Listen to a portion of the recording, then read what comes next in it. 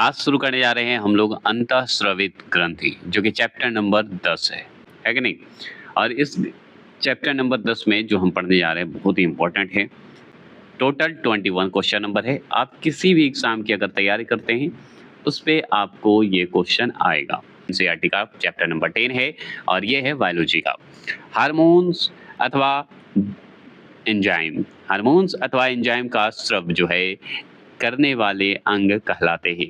तो हार्मोन्स हो गया, एंजाइम हो गए, उसको स्रव करने वाला अंग कौन-सा है, मतलब निकालने वाला कौन है, तो वो है हमारा ऑप्शन नंबर ए ग्रंथि, जिसे हम ग्लैंड बोलते हैं। तो हार्मोन्स ग्लैंड बोलिए, एंजाइम ग्लैंड बोलिए, है कि नहीं? ऐसे भी बोला जाता है। अब चलिए इसके बारे में हम जानकारी लेते हैं। जानकारी में क्या लेंगे भाई? जानकारी में यही लेंगे कि शरीर के वे अंग जो हार्मोन्स अथवा एंजाइम का स्रव करते हैं, उसे हम कहते हैं ग्रंथि। क्या कहते हैं? ग्रंथि कहते हैं, ग्लैंड कहते हैं। क्या कहलाता है? ग्रंथि कहलाता है। अगर हार्मोन्स और एंजाइम का स्राव करने वाले को क्या कहेंगे? तो ग्रंथि कहेंगे। ग्रंथियाँ जो है 3 प्रकार की होती है। एक तो बाह्यस्रवी होती है, बाह्यस्रवी ग्रंथि होती है मतलब बाहर निकालने वाली। एक अंतःस्रवी ग्रंथि होती है जो कि हम ये पढ़ रहे हैं चैप्टर, तो अंतःस्रवी ग्रंथि होती है। एक मिश्रित ग्रंथि होती है जो कि बाह्य और अंतःस्रवित ग्रंथि से मिलकर बनता है मिश्रित, जिसे मिक्स भी बोलते हैं। अब बात करते हैं कि बाह्यस्रवी ग्रंथि की बात करें, तो बाह्यस्रवी ग्रंथि कौन में आएगा, क्या-क्या आएगा? तो उसमें त्वचा आ जाएगा, पाचन ग्रंथि आ जाएगा। पाचन ग्रंथि होता है और त्वचा जो हमारा स्किन है, ये हमारा बाह्यस्रवी ग्रंथि में आएगा। ये कैसे स्रव होगा? तो एंजाइम का स्रव करती है। तो बाह्यस्रवी ग्रंथि में एंजाइम का स्रव होता है, एंजाइम निकलता है। ये समझ गए? अंतःस्रवी ग्रंथियों में अगर बात करें तो ऑप्शन में अगर आ जाए तो आप बताइएगा पीयूष ग्रंथि। क्या लगाइएगा? पीयूष ग्रंथि, जिसे पिट्यूटरी ग्रंथि भी, ग्लैंड भी बोलते हैं। ये क्या करता है? ये हार्मोन्स का स्रव करता है। तो एंजाइम का स्रव कौन करता है अगर आपसे पूछे तो आप बताइएगा त्वचा और पाचन ग्रंथि कहिएगा, जो कि बाह्यस्रवी ग्रंथि में आता है। और अंतःस्रवी ग्रंथि में कौन आता है? तो याद रखिएगा वो पीयूष ग्रंथि आता है, जो कि हार्मोन्स का स्रव नहीं करती है, हार्मोन्स का स्रव होता है, ऐसे बोल सकते हैं। जबकि अगर मिश्रित की बात करेंगे, मिश्रित ग्लैंड की बात करें, मिश्रित ग्रंथि की बात करेंगे, तो उसमें आ जाएगा हमारा अग्नाशय, दोनों में काम आता है, ठीक है? अग्नाशय, जो कि एंजाइम एवं हार्मोन दोनों प्रकार का स्रव करती है, मतलब बाह्य व अंतः क्रिया दोनों में काम करती है। मतलब आप हार्मोन्स और एंजाइम दोनों में काम करने वाला कौन है? अग्नाशय। ये क्या है? स्रव करती है। याद रखिए, तो ये किस में आएगा अग्नाशय? मिश्रित ग्रंथि में आएगा। क्लियर हो गए? कोई दिक्कत नहीं, डाउट नहीं। आगे बढ़ते हैं, दूसरे प्रश्न की ओर चलते हैं। दूसरे प्रश्न की अगर बात करते हैं तो चलिए बता देते हैं। दूसरा प्रश्न है कि मानव शरीर की सबसे छोटी ग्रंथि कौन-सी है? तो मानव शरीर की सबसे छोटी ग्रंथि तो हम जानते हैं, सबसे छोटी ग्रंथि पीयूष ग्रंथि है, जिसे पिट्यूटरी ग्लैंड भी बोलते हैं, ग्लैंड भी बोलते हैं। अगर बात करें तो पीयूष ग्रंथि मानव शरीर की सबसे छोटी ग्रंथि है। यह बहुत बार पूछ चुका है, इसलिए आपको याद है, जो कि मनुष्य के मस्तिष्क में स्थित होता है। तो ये भी पूछा हुआ है कि पीयूष ग्रंथि कहाँ स्थित होता है? तो मानव शरीर के मस्तिष्क में, माइंड में होता है। और ये क्या है? सबसे छोटी ग्रंथि है। तो आपसे पूछेगा सबसे छोटी ग्रंथि कौन? पीयूष ग्रंथि। और सबसे बड़ी ग्रंथि बताइए, पढ़ा चुके हैं, बताइएगा कमेंट बॉक्स में। यह ग्रंथि जो है, कौन ग्रंथि? हमारा पीयूष ग्रंथि की बात हो रही है। यह ग्रंथि जो है ऑक्सीटॉसिन और वैसोप्रोपिन और क्या है? सोमैटोट्रोपिन, सोमै कर दीजिए, टोट्रोपिन बोला जाता है। तो सोमैटोट्रोपिन, जिसे वृद्ध हार्मोन्स भी बोला जाता है, ओल्ड हार्मोन्स भी बोलते हैं। समझ गए? तो आपको इस ग्रंथि में क्या-क्या मिलेगा? तो ऑक्सीटॉसिन मिलेगा, वैसोप्रोपिन होगा और सोमैटोट्रोपिन होगा। सोमैटोट्रोपिन बोला जाता है, इसे सोम भी बोल दीजिए, कोई गलत नहीं है। और ये क्या है? ये जो है वृद्ध हार्मोन्स है। आगे बात करते हैं तो थायराइड प्रेरक हार्मोन्स आदि का स्रव करती है। मतलब थायराइड भी क्या है? हार्मोन्स है। तो थायराइड प्रेरक हार्मोन्स का भी स्रव करती है पीयूष ग्रंथि। समझ गए? तो थायराइड प्रेरक है एक तरह से, समझ गए ना? यह जो है स्वयं एक ग्रंथि होने के साथ-साथ अन्य ग्रंथियों के स्रव को भी नियमित करती है। तो पीयूष ग्रंथि बहुत इंपॉर्टेंट है। ये तो एक ग्रंथि है ही, ग्लैंड तो है ही, लेकिन साथ-साथ सभी जो ग्रंथि हैं उसके साथ क्या करता है? नियमित रूप से काम करवाता है, नियमित रूप से चलते रहता है यह ग्लैंड। इसलिए इसे मास्टर ग्रंथि कहा जाता है। इसलिए मास्टर ग्रंथि कहा जाता है क्योंकि एक्शन करने में माहिर है, ये नियम बनाने में है, डिसिप्लिन रखने में है, तो इसे ही मास्टर ग्रंथि कहा जाता है। छोटा है लेकिन काम बहुत बड़ा है, ये समझ जाइए। तीसरे प्रश्न की अगर बात करेंगे तो तीसरा प्रश्न है आयोडीन युक्त हार्मोन है। तो आयोडीन युक्त हार्मोन क्या है? तो ऑप्शन नंबर बी है थोरक्सिन। क्या है? थोरक्सिन। थोरक्सिन है भाई। चलिए हम जानते हैं इसके बारे में और जानते हैं।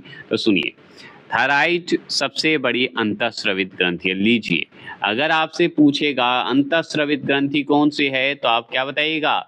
ये बताइएगा थायराइड को। थायराइड क्या है? सबसे बड़ा अंतःस्रावित ग्रंथि है। बाघ ऑप्शन में हो सकता है, बाघ ग्रंथि दे दे, अंतःस्रावी दे दे, मिश्रित ग्रंथि दे दे, तो आपको अंतःस्रावित लगाना है और थायराइड को टिक लगा के आना है ना? अब ये बात हो गई। हम सांस लेते हैं तो श्वास नली के समीप स्थित होता है। और श्वास नली के समीप क्या स्थित होता है? तो थायराइड ग्रंथि स्थित होता है। ये क्या है? तो अंतःस्रावित ग्रंथि है, सबसे बड़ी अंतःस्रावित ग्रंथि है। ठीक है, सबसे छोटी ग्रंथि कौन सी है? पीयूष ग्रंथि है। और थायराइड सबसे बड़ी अंतःस्रावित ग्रंथि है, ये जरूर ध्यान रखना है। यह जो है कौन? थायराइड। थायराइड ग्रंथि जो है आयोडीन युक्त क्या है? थायरॉक्सिन हार्मोन्स का स्राव करती है। तो थायराइड जो है क्या करती है? थायरॉक्सिन हार्मोन्स का स्राव करती है, निकालती है, स्राव करती है। भोजन में आयोडीन की कमी से क्या होता है? थायराइड ग्रंथि होता है। और थायराइड ग्रंथि क्या होता है? फूलकर मोटा हो जाता है। देखते हैं आयोडीन, आयोडीन इसलिए कहा जाता है कि आयोडीन की कमी से क्या हो जाता है? थायराइड हो जाता है, इसलिए थायराइड ग्रंथि और फूल कर मोटा हो जाता है। अब थायराइड ग्रंथि जिसे हम घेंघा या गंडमाला कहते हैं, क्या बोलते हैं? गंडमाला कहते हैं। ठीक है, ये रोग हो जाता है, रोग होता है। समझ गए? चौथे प्रश्न की बात करेंगे तो बच्चों में थायरॉक्सिन की कमी से कौन सा रोग हो जाता है? तो वो हो जाता है ऑप्शन नंबर सी, जड़ मानवता हो जाता है। जड़ मानवता क्या है भाई? चलिए हम जानते हैं, बच्चों में थायरॉक्सिन हो जाता है। तो अगर बात करें कि बच्चों में थायरॉक्सिन मतलब थायराइड से ही संबंधित है, आप जानते हैं थायरॉक्सिन हार्मोन्स की कमी से जड़ मानवता, ठीक है, जड़ मानवता नामक रोग हो जाता है। और आप देखे होंगे बच्चे में, है ना, जिसे हम घेंघा बोलते हैं, ये भी जानते हैं। इस रोग में उपापचय की गति कम हो जाती है, मतलब मेटाबॉलिक की कमी हो जाती है, उसकी जो है गति, जो स्पीड है, कम हो जाती है मेटाबॉलिक का, जिससे बच्चों की शारीरिक व मानसिक वृद्धि मंद हो जाती है। जिससे क्या होता है? बच्चे का शारीरिक जो होता है, मानसिक ग्रोथ जो है रुक जाता है। परिणाम स्वरूप अगर देखें तो बच्चे बौने रह जाते हैं। इसके कारण क्या होता है? बच्चे बौने रह जाते हैं, इसलिए जड़ मानवता कहा जाता है, बढ़ने नहीं देता। वयस्कों में थायरॉक्सिन की कमी से क्या होता है? मिक्सिडीमिया नामक रोग हो जाता है। क्या होता है? मिक्सिडीमिया नामक रोग हो जाएगा वयस्क में, बड़े लोगों में, जिसमें रक्त दाब मतलब ब्लड प्रेशर व हृदय गति में कमी आती है। इसलिए कहा जाता है कि हृदय गति में कमी आ जाती है, किसके कारण? थायरॉक्सिन हार्मोन्स की कमी के कारण, इसलिए उसे कंट्रोल रखें।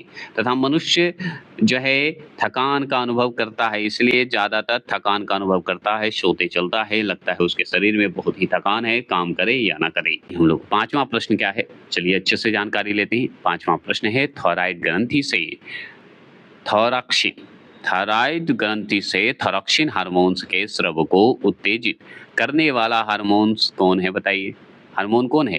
तो वो हमारा TSH है। ये बहुत इंपॉर्टेंट है, TSH है, याद रखिएगा। ये पता है, जब मैं एनसीईआरटी का जो बेसिक रूप से नॉलेज दूंगा आपको, और वो पता है नलिनी अकेडमी 2.0 पे पढ़ाएंगे, वो जल्द सीरीज ला रहे हैं, जो कि बीपीएससी का जो बेसिक जो नॉलेज चाहते हैं एनसीईआरटी का, बिहार बुक का, जो चाहते हैं कि बेसिक रूप से मैं नॉलेज दूं, तो उस वो नलिनी अकेडमी 2.0 को सब्सक्राइब कर लीजिए। अभी पढ़ाना नहीं शुरू किया है मैंने, उस पे भी शुरू कर दूंगा, जिसपे बेसिक रूप से ये नलिनी अकेडमी जो चैनल है, इस पे सिर्फ वन लाइनर के लिए, मॉक टेस्ट के लिए और छोटे मोटे डिटेल के लिए बनाया गया है ये चैनल, बोलता हूँ, ठीक है। तो थायरॉक्सिन हार्मोन्स एक क्या है? अमोनियो अम्ल है। क्या है? अमीनो अम्ल है। क्या है? अमीनो अम्ल है। थायरॉक्सिन हार्मोन्स एक क्या है? अमीनो अम्ल है। थायराइड ग्रंथि से थायरॉक्सिन के स्राव को क्या बोलते हैं? TSH, अथवा इसे शॉर्ट में अगर बोलें तो थायरोट्रोपिन बोलते हैं। क्या है? थायरोट्रोपिन हार्मोन्स द्वारा उत्तेजित किया जाता है, जिसे TSH बोलते हैं। आप ये भी हो सकता है TSH हार्मोन्स द्वारा उत्तेजित किया जाता है। थायरोट्रोपिन्स बोलिए या TSH हार्मोन्स बोलिए, यह पीयूष ग्रंथि से स्रावित होता है। पीयूष ग्रंथि, पिट्यूटरी ग्रंथि, और ये क्या है? सबसे छोटा ग्रंथि है। और ये कहाँ है? तो मस्तिष्क में है, माथे में है ना? समझ गए ना? चलिए आगे चलते हैं। कैसा लग रहा है ये ज़रूर बताइएगा। नन अकाडमी आपके लिए हमेशा तैयार रहता है, क्योंकि आप हैं तभी हम हैं, आप नहीं तो हम नहीं, हमेशा याद रखिएगा। क्योंकि आपके बिना मैं नहीं चल सकता, आप मेरे बिना चल सकते हैं, है ना? ये आप जानते हैं। चलिए, इसलिए हम कभी घमंड नहीं करना चाहते, क्योंकि आप ही मेरा घमंड हैं, तो हम घमंड कैसे कर ले? छठा क्वेश्चन है कि गाय और भैंस के थनों में दूध उतरने के लिए किस हार्मोन्स का इंजेक्शन लगाया जाता है? तो कौन सा हार्मोन्स का इंजेक्शन लगाया जाता है कि दूध उतर सके थनों में गाय और भैंस के? तो हम बताएंगे ऑक्सीटॉक्सिन लगाया जाता है। ये ऑक्सीटॉक्सिन हार्मोन्स इंजेक्शन लगाया जाता है। समझ गए? अब इसके बारे में ज़्यादा नहीं, छोटा सा है, जल्दी खत्म करेंगे। गाय और भैंस के थनों में दूध उतरने के लिए संश्लेषित ऑक्सीटॉक्सिन का इंजेक्शन लगाया जाता है। किसका लगाया जाता है? ऑक्सीटॉक्सिन का इंजेक्शन लगाया जाता है, जिसे हम पिटोसिन और सिटोसिन बोल सकते हैं, अथवा जेनेरिक ऑक्सीटॉक्सिन भी कहा जाता है। तो याद रखिएगा, जो ऑक्सीटॉक्सिन इंजेक्शन जो पड़ता है, जो हार्मोन्स होता है, वो और नामों से जाना जाता है, जैसे कि पिटोसिन, सिनोन भी बोल सकते हैं, सीन भी बोल सकते हैं, अथवा जेनेरिक ऑक्सीटॉक्सिन भी बोल सकते हैं, ऑक्सीटोसिन भी बोल सकते हैं। तो क्या बोल सकते हैं? ऑक्सीटोसिन भी बोल सकते हैं। समझ गए? तो चलिएगा आगे चलें। तो अगर पूछेगा 7वें प्रश्न की बात करेगा। और इससे पहले मैं एक बात बता दूं कि मैं जो भी शब्द को तोड़ मरोड़ करता हूं, कई लोगों को मेरी भाषा अलग अलग क्षेत्रों की वजह से दिक्कत होती होगी, लेकिन मेरा तरीका है कि अगर मैं गलती करता हूं तभी आपको याद भी होगा, क्योंकि हमारी गलती को टोकने का तरीका आपको याद करवाएगा। समझ गए? इसलिए जानबूझकर मैं कभी कभी करता हूं, नहीं तो मुझे एडिट करने में क्या जाता है, एडिट कर लूंगा तुरंत, है कि नहीं? मैं तो भी जानबूझकर डालता हूँ, इसलिए क्योंकि मेरी त्रुटि को टोकें, मैसेज करें, और बाद में जब एग्जाम देने आए और मेरी त्रुटि आपको दिखे, तब आंसर आप सही लगा के आएंगे। ये मैं कर चुका हूँ प्रूफ, इसलिए मैं ये तरीका ऑनलाइन भी चलाता हूँ। 7वां प्रश्न क्या है कि किस हार्मोन्स को प्रेम या आलिंगन का हार्मोन्स कहा जाता है? तो किस हार्मोन्स को प्रेम कहते हैं? प्रेम कहिए, प्यार कहिए, लव कहिए, जो कर सकते हैं। कौन सा हार्मोन्स का मतलब कौन से हार्मोन्स को कहते हैं? तो हम कहते हैं ऑक्सीटॉक्सिन को ही कहा जाता है। किसे कहते हैं? ऑक्सीटॉक्सिन। मेरा आदत हो गया ऑक्सीटॉक्सिन बोलेगा नहीं, बोलते हैं ऑप्शन नंबर बी, ऑक्सीटोसिन बोलते हैं। क्या बोलते हैं? ऑक्सीटोसिन बोलते हैं। समझ गए? ऑक्सीटोसिन होता है मतलब इमोशन कहिए। ऑक्सीटोसिन को प्रेम या आलिंगन का हार्मोन कहा जाता है। समझ गए? हम लोग हार्मोन्स बोल देते हैं, हार्मोन बोला जाता है। बच्चों के जन्म के समय तथा स्तनपान करवाते समय यह हार्मोन स्त्रियों में स्रावित होता है। तो समझ गए? ऑक्सीटोसिन हार्मोन्स जिसे हम प्रेम बोलते हैं, वो एक मीठा साउंड है प्रेम, जो कि हमारे कृष्ण इस शब्द को हमेशा यूज करते हैं। तो ऑक्सीटोसिन को प्रेम का हार्मोन्स कहा जाता है। क्यों कहा जाता है पता है? क्योंकि इसमें बच्चे का जन्म से जुड़ा हुआ है। अब बच्चे का जब जन्म होता है या स्तनपान करवाया जाता है बच्चे को, तो जब स्तनपान कराते समय जो हार्मोन्स होता है स्त्री में स्रावित होता है। समझ गए? तो ये प्रेम से तो जुड़ा हुआ है ही। समझ गए ना? इस हार्मोन्स के 2 लक्षित उत्तक होते हैं। 2 लक्षित उत्तक होते हैं। किसका?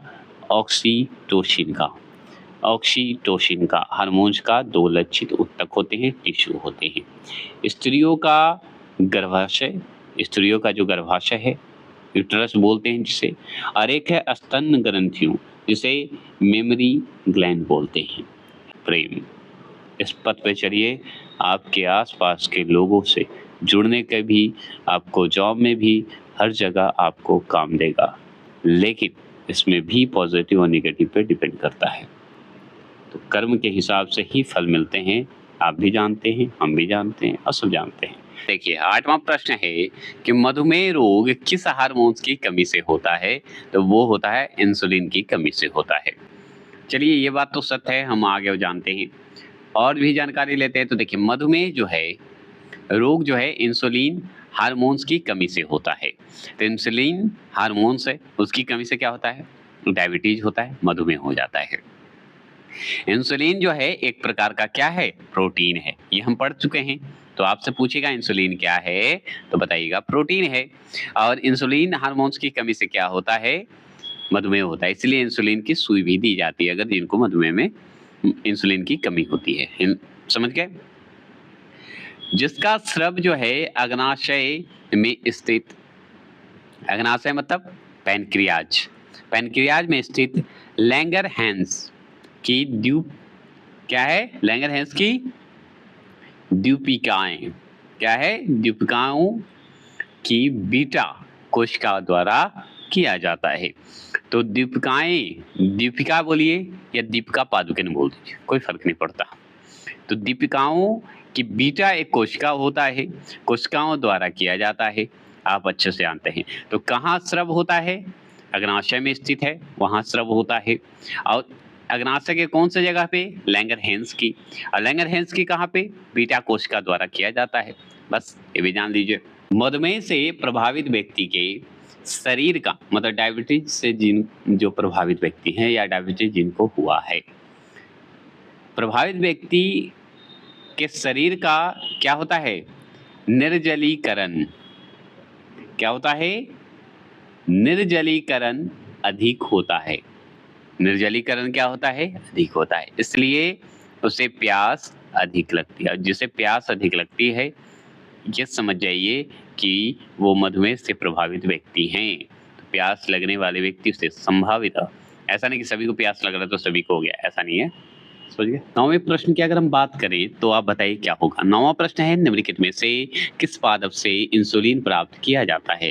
तो निम्नलिखित में से किस पादप से इंसुलिन प्राप्त किया जाता है? तो हम बताएंगे बी, डहेलिया की जड़ों से प्राप्त होता है। डहेलिया की जड़ों से प्राप्त होता है, समझ गए। अगर बात करेंगे तो इंसुलिन मानव के अग्नाशय में निर्मित होता है, जो कि हम जानते हैं वो भी बीटा कोशिका से द्वारा किया जाता है, ये भी जानते हैं। अग्नाशय मतलब पैनक्रियाज में हो, अब जान गए। इंसुलिन का ऊपर ही पढ़े थे क्वेश्चन हम। परंतु प्राकृतिक रूप से इसे डहेलिया की जड़ों में भी प्राप्त किया जाता है। तो डहेलिया की जड़ों से प्राप्त किया जाता है किसको? इंसुलिन का सुई जो हम लोग तैयार करते हैं ना, इसी से करते हैं। कौन सी जड़ से? डहेलिया की जड़ों से, ठीक है। आगे जानिए, इंसुलिन जो है रक्त में शर्करा की मात्रा भी क्या होता है? नियमन करता है। तो मतलब इंसुलिन अगर बात करें तो रक्त में क्या होता है? शर्करा की मात्रा होती है, मतलब चीनी की मात्रा होती है। इसलिए बोलते हैं ना कि चीनी की मात्रा, डायबिटीज हो गया, मधुमेह हो गया, तो ये कारण होता है। अगर कमता है तो उसे थोड़ा सा मैनेज करता है, तो इंसुलिन के सुई से ही होता है, समझ गए। और कहाँ स्थित होता है इंसुलिन? ये अग्नाशय में स्थित होता है। चलेंगे आगे। अब देखिए 10वां प्रश्न। 10वां प्रश्न क्या है कि कौन सा हार्मोन्स अग्नाशय को, अग्नाशय मतलब पैनक्रियाज को पाचक रस के उत्पादन के लिए उत्तेजित करता है? तो पाचक रस जो होता है उसके उत्पादन के लिए उत्तेजित करता है, तो वो है सेक्रीटिन। क्या है? सेक्रीटिन है, समझ गए। अगर ऐसा है तो चलिए इसकी जानकारी लेते हैं। तो देखिए सेक्रीटिन नामक हार्मोन्स ग्रहणी द्वारा स्रवित होता है। किसके द्वारा होता है? ग्रहणी द्वारा जो है स्रवित होता है, निकलता है, जो कि यकृत मतलब लीवर तथा अग्नाशय मतलब पैनक्रियाज के पाचक रसों के उत्पादन के लिए उत्तेजित करता है। तो यकृत में जो पीतरस होते हैं उसी को बोलिए पाचक रस बोलिए, पाचन क्रिया में होता है पीतरस, पाचक ऐसे बोलिए, अग्नाशय, ये सब के उत्पादन के लिए उत्तेजित करता है। कौन करता है? तो सेक्रीटिन करता है। कहाँ होता है ये हार्मोन्स? तो ये ग्रहणी से स्रावित होता है। बस इतना ध्यान रखना है। क्लियर हो गए? कोई दिक्कत नहीं ना? आगे बढ़ते हैं। 11वां प्रश्न की बात करेंगे। 11वां प्रश्न है कि एस्ट्रोजन क्या है? एस्ट्रोजन क्या है? तो एस्ट्रोजन हार्मोन्स है, हम जानते हैं, मतलब हार्मोन है। एस्ट्रोजन क्या है? हार्मोन है। देखिए हार्मोन्स मैं बोलता हूँ, ये क्षेत्रीय भाषा के कारण थोड़े याद करने के लिए बोलता हूँ, ठीक है? आप अपने ढंग से हार्मोन बोल दीजिए, कोई दिक्कत नहीं ना? ये है, बहुत लोगों को दिक्कत होता है, मैं समझता हूँ, लेकिन मैं चाहता हूँ कि मेरी शब्दों को अगर आपको लगता है अशुद्ध है तो आप उसी तरह से लें, लेकिन आपको याद होगा कि नलिनी अकाडमी बोलता है। तो एस्ट्रोजन की अगर बात करें तो देखिए एस्ट्रोजन क्या है? एक हार्मोन्स है, लेकिन स्त्रीलिंग हार्मोन्स है, मतलब फीमेल सेक्स हार्मोन्स बोला जाता है, जो महिलाओं के प्रजनन तंत्र तथा द्वितीयक लैंगिक क्षणों जैसे स्तनों, दूध ग्रंथियों, गर्भाशय एवं योनि आदि के विकास एवं नियमन के लिए उत्तरदायी है। इतना समझ गए होंगे, तो इस पे जानकारी हम ज़्यादा नहीं देंगे, बस इतना ज़रूर देंगे कि अगर आपसे पूछे एस्ट्रोजन की बात करेगा तो आप बता दीजिएगा हार्मोन्स, जो कि स्त्रियों में होता है। प्रश्न है महिलाओं में रजोनिवृत्त, ठीक है, वृत्ति ऐसे बोलते हैं, रजोनी वृत्ति बोलते हैं। तो महिलाओं में रजोनी वृत्ति के पश्चात किस हार्मोन्स का उत्पादन नहीं होता है? तो किस हार्मोन्स का उत्पादन नहीं होता है? तो ऑप्शन नंबर सी, प्रोजेस्टेरॉन के नहीं होता है। देखिए प्रोजेस्टेरॉन बोलते हैं, ठीक है, इस हार्मोन्स का जो है क्या होता है? उत्पादन नहीं होता है महिलाओं में। अब चलिए ऐसी बात है तो चलिए हम बात करते हैं। तो सुनिए, ये महिलाओं में जो है मासिक चक्र जो होते हैं, जो मासिक चक्र चलते हैं, चलने की मतलब एक साइकिल है कि प्रक्रिया में प्रोजेस्टेरॉन तथा एस्ट्रोजन की महत्वपूर्ण भूमिका होती है। अब देखिए यहाँ पे देख रहे हैं कि महिलाओं में दोनों हार्मोन्स इंपॉर्टेंट है, प्रोजेस्टेरॉन, एस्ट्रोजन, जो कि हम पढ़ चुके हैं। ये दोनों बहुत महत्वपूर्ण भूमिका निभाता है, फीमेल के लिए है, मासिक चक्र से संबंधित है, ये हम जानते हैं। अब देखिए रजोनी वृत्त, ऐसे हम रजोनी वृत्तीय बोलते हैं, वह स्थिति है जब महिलाओं में मासिक चक्र की प्रक्रिया समाप्त हो जाती है। इस स्थिति में महिलाओं में प्रोजेस्टेरॉन हार्मोन्स का उत्पादन बंद हो जाता है। समझ गए? चलिए 13वां प्रश्न की अगर बात करें, 13वां प्रश्न, कौन सा हार्मोन्स जो है लड़ो या उड़ो हार्मोन्स कहलाता है? बहुत अच्छा सवाल है। कौन सा ऐसा हार्मोन्स है बताइए जो कि लड़ो या उड़ो हार्मोन्स कहा जाता है? तो वो कहा जाता है एड्रेनालिन। देखिए एड्री कर दीजिए अलग, नेलिन कर दिए, मेरा नाम लिख दीजिए नलिन, तो हो गया एड्रेनालिन, ठीक है? तो एड्रेनालिन है ना? तो और चलिए देखिए यहाँ पे डिटेल की बात करते हैं। क्या है यहाँ पे? एड्रेनालिन। एड्रेनालिन हार्मोन्स को लड़ो या उड़ो मतलब फाइट और फाइट हार्मोन्स कहा जाता है। जब कोई तनावपूर्ण स्थिति होता है, मान तनाव होता है, टेंशन कहीं तनावपूर्ण होता है, उत्पन्न होती है, तो एड्रेनल ग्रंथि से इस हार्मोन्स का स्राव होता है। जब आपके पास तनाव हो जाए, समझ गए, तनाव हो गया, तनावपूर्ण स्थिति उत्पन्न होती है, तो कौन सी ग्रंथि निकलती है? एड्रेनल ग्रंथि निकलती है। इसलिए लड़ो और उड़ो वाला बात है। टेंशन लीजिएगा तो भाई तनावपूर्ण होगा, और टेंशन दूर करिएगा तनावपूर्ण उड़ जाएगा, टेंशन नहीं होगा, हार्मोन स्राव नहीं होंगे, है ना? अब देखिए यह हार्मोन्स जो है हृदय स्पंदन की दर को बढ़ा देता है तथा त्वरित निर्माण लेने हेतु शरीर की सहायता करती है। ये देखिए अगर मैं मानूं अध्यात्म की ओर थोड़ा सा बढ़े, तो अध्यात्म की ओर बढ़िएगा ना, तो मान लीजिए हृदय स्पंदन की दर को क्या करता? बढ़ा देगा। तो हमारा हृदय को कब बढ़ाता है? जब हम बहुत टेंशन में होते हैं, अगर आसपास की बातों के तानों से हम टेंशन में होते हैं, जॉब नहीं होते तो टेंशन में होते हैं ना, तो ये क्या होता है? हृदय में स्पंदन की गति बढ़ जाती है, धड़कने की गति बढ़ जाती है। देखिए 14 प्रश्न क्या है कि मानव शरीर में निम्नलिखित में से कौन सी ग्रंथि जो है अंतःस्रवी और बाह्यस्रवी दोनों ही प्रकार की ग्रंथि है, जो कि हम पढ़ चुके हैं। अग्नाशय है, अग्नाशय मतलब पैनक्रियाज है, जो कि हम क्या पढ़े थे, ग्रंथि में पढ़ चुके थे, है ना, जो कि इसमें भी सवाल बन गया। अंतःस्रवी और बाह्यस्रवी दोनों ही प्रकार की ग्रंथि है। कौन सी ग्रंथि है, तो अग्नाशय ग्रंथि है, पैनक्रियाज ग्रंथि है, दोनों में होता है, बाह्य में भी और अंतः में भी। अब चलिए इसके बारे में हम जानते हैं। अग्नाशय को हम जानते हैं पैनक्रियाज या पैनक्रीज ग्लैंड कहते हैं। तो अग्नाशय ग्रंथि अंतःस्रव्य व बाह्यस्रव, स्रवी कहिए या स्रव कहिए, दोनों प्रकार की ग्रंथि है अथवा मिश्रित ग्रंथि है। मतलब दोनों है तो मिश्रित ग्रंथि है, जो कि मैं बोल चुका हूँ। अंतःस्रवी ग्रंथि जो होती है, अंतःस्रवी जो ग्रंथियां होती है उसकी नालिका विहीन होती है, मतलब नालिका होती ही नहीं, नालिका विहीन होती है, जिनसे हार्मोन्स का स्राव होता है। जिनसे क्या होता है, हार्मोन्स का होता है, क्योंकि इसमें अगर अंतः ग्रंथि में देखें तो नालिका नहीं होता है, इसलिए क्या होता है, हार्मोन्स का स्राव होते रहता है, जो किसी विशेष कार्य हेतु, मतलब किसी भी विशेष कार्य के हेतु सीधे रक्त में मिला देते हैं या मिल जाते हैं। तो रक्त में क्या होते हैं, मिल जाते हैं। बाह्यस्रवी ग्रंथियां नलिकाओं के माध्यम से एंजाइम का स्राव करती है। क्या करती हैं, एंजाइम का स्राव करती है। अंतःस्रवी ग्रंथियां पाचन क्रिया में योगदान देती है। क्या करती है, पाचन क्रिया में योगदान देती है। ये भी क्लियर हो गया आपको, दिक्कत नहीं ना। अब चलिए बात करते हैं 15वां प्रश्न का। वृक्क से मूत्र, वृक्क मतलब किडनी, किडनी से मूत्र की मात्रा का क्या होता है, निस्तारण नियंत्रित होता है। वो हार्मोन्स कौन सा है, कैसे होता है, तो ADH द्वारा होता है। तो ADH क्या है, एक हार्मोन्स है, ठीक है। ये वृक्क से मूत्र का क्या होता है, नियंत्रण होता है। अगर मान लीजिए किडनी खराब हो गई तो मूत्र का कंट्रोल करना मुश्किल ही नहीं, संभावना ही नहीं है, ठीक है।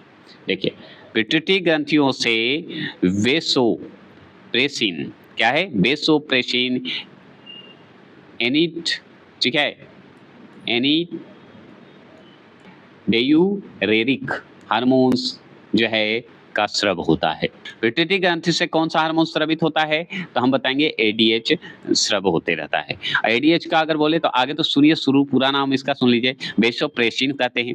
अब वेसोप्रेसिन के साथ एनिट डेयूरेरिक बोल दीजिए। ये क्या होते हैं, हार्मोन्स होते हैं, पिट्यूटरी ग्रंथि से स्रावित होते हैं। कौन से हार्मोन्स होते हैं, ADH हार्मोन्स होते हैं, उसी का नाम है ये, है ना। यह हार्मोन्स जो होता है वृक्क से मूत्र की मात्रा को क्या होता है, निस्तारण के नियंत्रण हेतु उत्तरदायी होता है, मतलब निस्तारण हेतु, मतलब बहने हेतु कंट्रोल करने का काम करता है। कौन, ADH, जो कि पिट्यूटरी ग्रंथि से होता है, स्राव होता है। इसके द्वारा रुधिर में जल की मात्रा का नियमन होता है। ADH क्या होता है, ADH के अल्प स्रवन से मूत्र जो है पतला व रुधिर गाढ़ा हो जाता है। इसके कारण ही, इस हार्मोन्स के कारण ही क्या होता है, मूत्र जो है पतला होता है और रुधिर, हमारा खून जो है गाढ़ा हो जाता है। मूत्र की मात्रा बढ़ जाती है, मूत्र की मात्रा इसलिए बढ़ जाती है, इसके विपरीत इसके अतिश्रमण से मूत्र गाढ़ा और रुधिर पतला हो जाता है। अगर ज्यादा अगर हुआ, अतिश्रमण हुआ, अल्प हुआ तो ठीक है भाई, सही सही चलेगा हमारा शरीर। अगर ज्यादा होना शुरू हो गया तो मूत्र गाढ़ा निकलेगा, इसलिए ध्यान रखना होगा। और रुधिर जो है, खून जो है पतला हो जाएगा। तो खून पतला होगा तो समझिए तो गड़बड़ हो गया ना, पानी का ज्यादा गड़बड़ भी हो गया ना, उथल पुथल हो गया बॉडी का। इसके अलावा प्रश्न क्या है सुनिए, निम्नलिखित में से कौन सा युग्म सही सुमेलित नहीं है। तो सही सुमेलित नहीं है, एक तरफ हार्मोन्स है, कार्य है, तो ये हमारा D नंबर जो है ये सुमेलित नहीं है। गैस्ट्रिन, गैस्ट्रिन जो है रक्तचाप का नियमन नहीं है, ये गैस्ट्रिन गैस से होगा, और पेट के जो है गैस होता है आमाशय में, उसका बात है ना। तो ये गलत हुआ कि नहीं, देखिए यहाँ पे देखिए, आमाशय में गैस्ट्रिन, आमाशय में क्या होता है, गैस्ट्रिन नामक हार्मोन्स की उत्पत्ति होती है। यह हार्मोन्स जो होता है, जो गैस्ट्रिन जो है हार्मोन्स, एक क्या है, पेप्टाइड है। क्या है, पेप्टाइड है। ये गैस्ट्रिन जो है क्या है, एक पेप्टाइड है, ठीक है। कहाँ से होता है, आमाशय से स्राव होता है। यह हार्मोन्स जो है कौन, गैस्ट्रिन हार्मोन्स जठर रस स्रवन पर जो है क्या करता है, नियंत्रण करता है, कंट्रोल करता है गैस्ट्रोन। तो ये गैस्ट्रिन जो हार्मोन्स है, हार्मोन जो है ये क्या होता है, ये मयू कौशल वृद्धि और गैस्ट्रिक गतिशीलता तथा उदर में हाइड्रोक्लोरिक अम्ल जिसे H2O बोलते हैं कि स्राव को क्या करता है, बढ़ाने के लिए उत्तरदायी है, मतलब बढ़ाने का काम करता है। समझ गए, क्या करता है, बढ़ाने का काम करता है। कौन करता है, गैस्ट्रिन करता है। गैस्ट्रिन एक हार्मोन्स है जो कि क्या करता है, इसका काम क्या है, तो ये है मयू कौशल वृद्धि करता है, गैस्ट्रिक गतिशीलता करता है और H2O का स्राव करता है, सबको बढ़ाने में उत्तरदायी होता है और उदर में करता है, उदर मतलब पेट में, ये कहिए। 17वां प्रश्न क्या है, सुनिए। 17वां प्रश्न है कि फेरोमोनस, ठीक है, मोनस, फेरोमोनस पाए जाते हैं। फेरोमोनस कहाँ पाए जाते हैं, तो कीटों में पाए जाते हैं। फेरोमोनस कहाँ पाए जाते हैं, कीटों में पाए जाते हैं। अब कीटों में पाए जाते हैं तो चलिए थोड़ा फास्ट चलते ही। तो देखिए फेरोमोन, ठीक है, किसे बोलते हैं, फेरोमोन। फेरोमोन एक रासायनिक क्या है, फेरोमोन क्या है, एक रसायन होता है जो कीटों द्वारा छोड़ा जाता है। किसके द्वारा छोड़ा जाता है, कीटों द्वारा छोड़ा जाता है, जिससे वे अन्य साथी कीटों के साथ संचार स्थापित करते हैं, मतलब एक दूसरे से कांटेक्ट स्थापित करते हैं।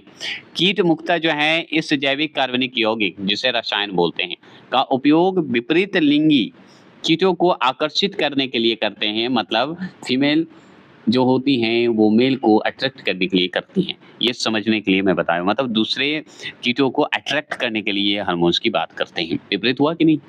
यह एक क्या है बोलता है ये, तो ये होता है फैनिंग।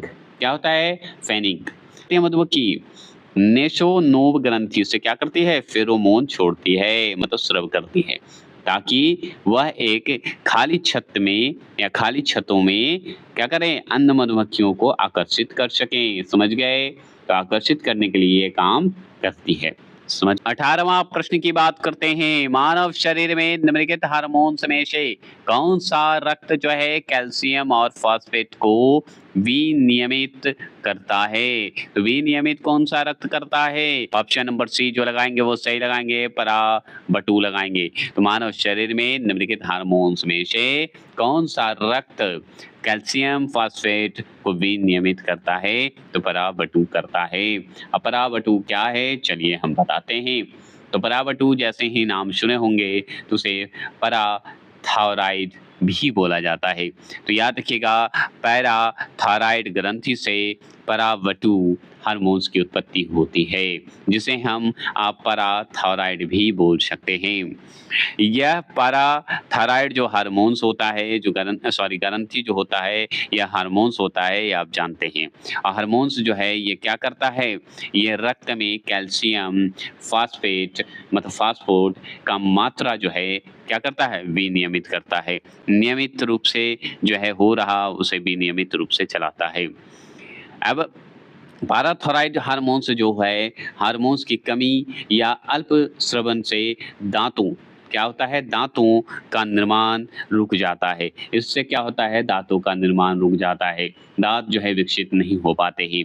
अगर बात करें पैराथायराइड ग्रंथि से क्या होता है, और पेशियों तथा तंत्रिकाओं में अनावश्यक क्या होता है, उत्तेजना कभी कभी पेशियों में अस्थायी संकुचन से मृत्यु तक हो जाती है। समझ गए, फिर मृत्यु की शैया तक चल जाते हैं, इसलिए ध्यान रखना पड़ता है। वही अगर बात करें ग्रंथि से, तो इसके अति स्रवन से अस्थियों के गलकर कमजोरी होने, बार बार मूत्र, पेशियों का कमजोरी और वृक्कों में पथरी की संभावना बढ़ जाती है। समझ गए, इसके कारण पथरियों की संभावना बढ़ जाती है।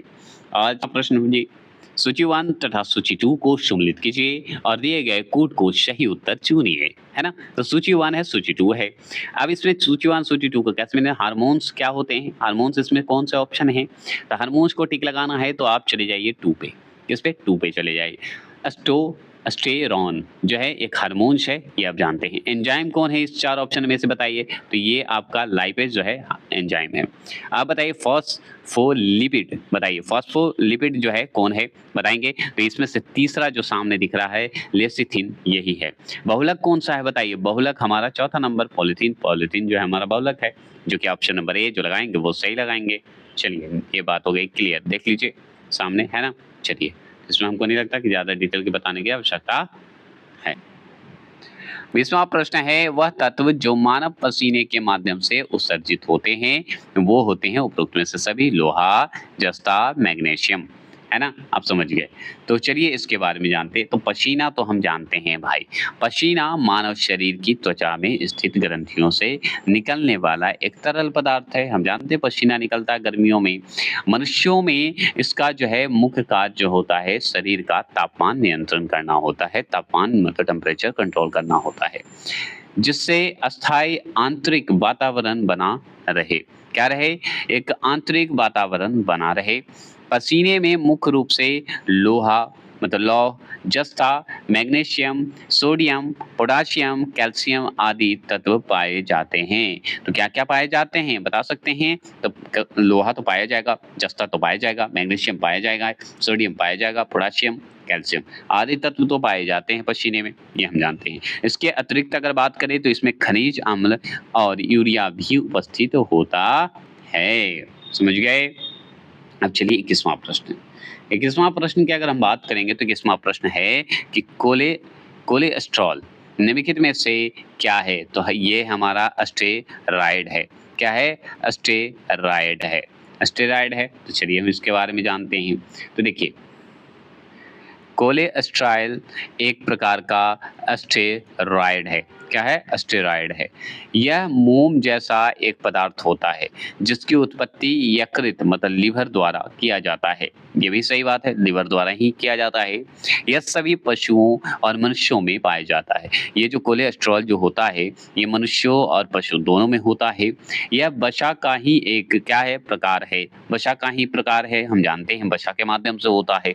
कोलेस्ट्रॉल कोशिका झिल्ली का अनिवार्य अंग है, ऑर्गन है, बहुत ही इंपॉर्टेंट कोशिका झिल्ली का अंग माना जाता है, जहां उचित मात्रा में क्या होता है? परागम्यता और तरलता स्थापित करने में इसकी आवश्यकता होती है। आगे जान लीजिए, परंतु शरीर में कोलेस्ट्रॉल की मात्रा अधिक होने पर हृदय संबंधी रोगों का खतरा बढ़ जाता है। इससे हार्ट अटैक, स्ट्रोक जैसी गंभीर बीमारियां हो सकती है। तो चलिए आज के लिए इतना ही रखते हैं, फिर मिलते हैं आपको। जय हिंद, जय भारत। आप हैं तभी हम हैं। और थैंक यू वेरी मच जो कि आप मुझे इतने सम्मान के साथ, इतने सब्सक्राइबर के साथ आप मेरे से जुड़े हुए हैं। Thank you very much. आप हैं तभी हम हैं, आप नहीं तो हम नहीं, ये हमेशा ध्यान रखिएगा। और एक लास्ट और स्लोगन है कि आप ही मेरे ईश्वर हैं, आप जानते हैं, क्योंकि आप नहीं होते तो आज मैं इस जगह पे नहीं होता।